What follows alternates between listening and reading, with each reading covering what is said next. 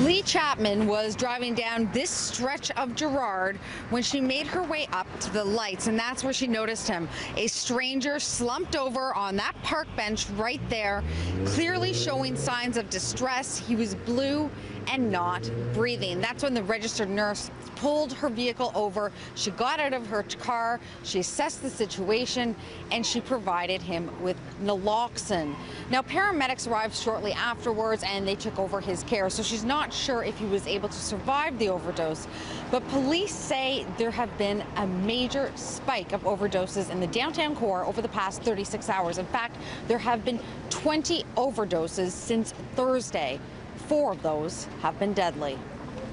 I'd hate to think that, that people are waiting unnecessarily. These are preventable deaths. They're entirely preventable. Lee Chapman carries her naloxone kits with her pretty much everywhere.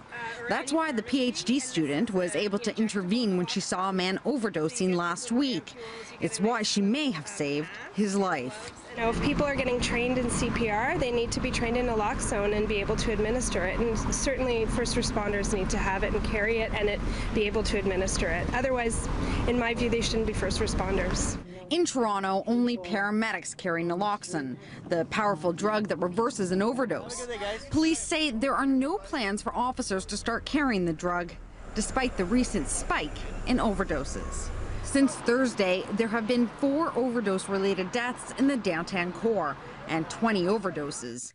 Police believe heroin laced with fentanyl is to blame. The deaths were heroin related that had fentanyl mixed in. Whether this is a symptom of a wider problem, we're still waiting to see. The latest death, a woman found in a Regent Park stairwell this afternoon, is believed to be fentanyl related, although the investigation is still underway. But the sheer amount of overdoses in the core over the past 36 hours prompted police to issue a public safety alert, warning users that bad drugs are on Toronto streets and actually killing people. If you have people out there that are handling this type of drug, to use extreme caution when doing that.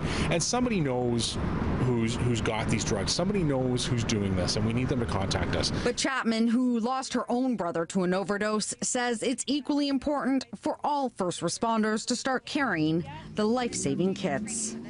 OPP have them, police and other jurisdictions have them, and they have responded and saved lives. And there's really no there's no risk. If you administer it and it wasn't an overdose, it's not going to injure the person. It's not going to do anything to them.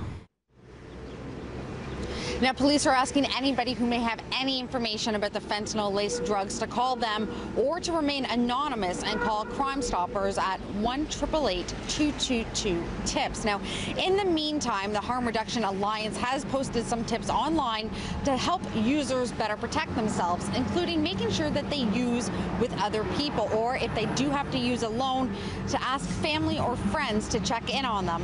And of course, they suggest that you pick up your own naloxone kit, which you can do for free from a Toronto Public Health Centre.